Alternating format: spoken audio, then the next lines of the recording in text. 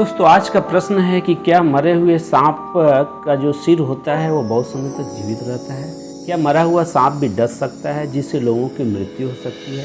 क्या कारण है कि मरे हुए सांप के सिर को कुचल दिया जाता है या उसे ज़मीन के नीचे दफन कर दिया जाता है? क्या इसके पीछे कोई साइंटिफिक कारण है या केवल जो है एक हमारी कल्पना मात्र है या एक परंपरा है जिसे लोग मानते आ रहे हैं कि यह क्या एक अंधविश्वास है जिसे लोग आज तक मानते आ रहे हैं?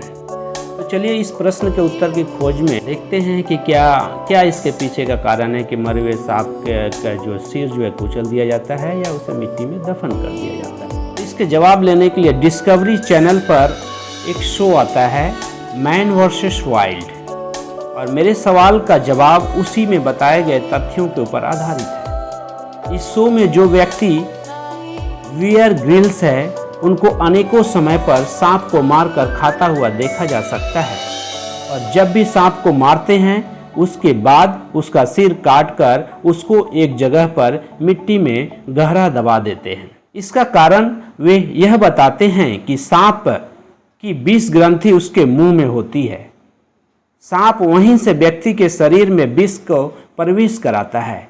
इस कारण वे हमेशा कहते हैं जब भी आप सांप को मारो तो उसका सर काटकर हमें ज़मीन में गहरी दबा देना चाहिए, क्योंकि यदि उसका सिर खुले में छोड़ दिया जाता है और किसी व्यक्ति का पैर उस सांप के सिर पर पड़ जाएगा तो विष ग्रंथियां उसके पांव के अंदर चली जाएंगी। दांतों के द्वारा व्यक्ति के शरीर में प्रवेश कर जाएगा यह विष, और उस व्यक्ति को उस विष के दुष्प्रभाव को झेलना पड़ेगा, और हो सकता है कि विष के दुष्प्रभाव से उस व्यक्ति की मृत्यु भी हो। यही कारण है कि कहा जाता है कि जब भी कभी सांप को मारा जाए तो उसका सर जमीन में दबा देना चाहिए, या दूसरे शब्दों में कहें तो सर कुचलकर उसकी विष ग्रंथि को नष्ट कर देना चाहिए। अपने इसी उत्तर के तर्क को सही साबित करने के लिए मैं एक वेबसाइट पे पहुंचा जहां आज तक के अंदर एक खबर पेपर में छपी हुई थी। इसके ऊपर रिसर्च आया था, अमेरिकन रिसर्च है कि हाँ ऐसी बात है कि सांप की जो नर्वस की जो कोशिकाएं हैं, जो तंत्र है, वो काफ़ी समय तक जीवित रहती है। तो चलिए दोस्तों, लोग ठीक कहते हैं मरा हुआ सांप भी डस सकता है। इस बात की पुष्टि खुद अमेरिका में एक रिसर्च के द्वारा किया गया है, जो आज तक की एक खबर में आया था। यहाँ एक न्यूज़ चल रही है, आप देख रहे हैं, मैं अपने कंप्यूटर के स्क्रीन पे आपको लेके जा रहा हूँ। सावधान, मरा हुआ सांप भी काट सकता है। जी हाँ दोस्तों, जिंदा सांप के खतरनाक होने के बारे में तो सब जानते हैं, लेकिन पते की बात यह है कि मरा हुआ सांप भी कई बार खतरनाक हो सकता है।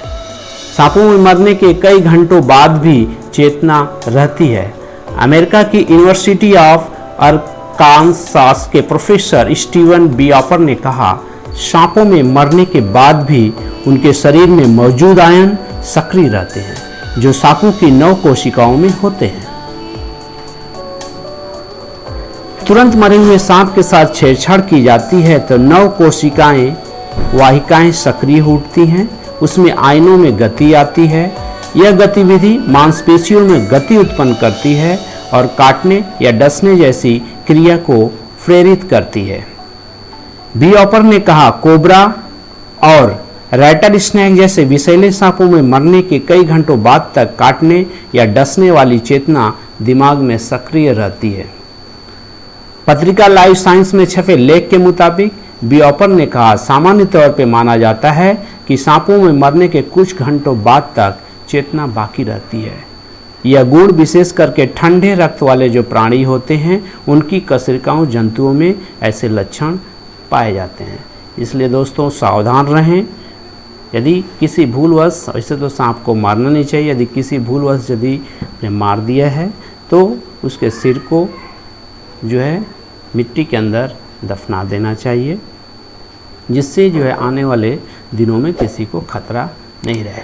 उम्मीद करते हैं वीडियो आपको पसंद आई होगी। पसंद आई तो लाइक करें, शेयर करें और हमारे चैनल को सब्सक्राइब कर जाएं। मिलते हैं अगले किसी वीडियो में। तब तक के लिए जय हिंद, जय भारत।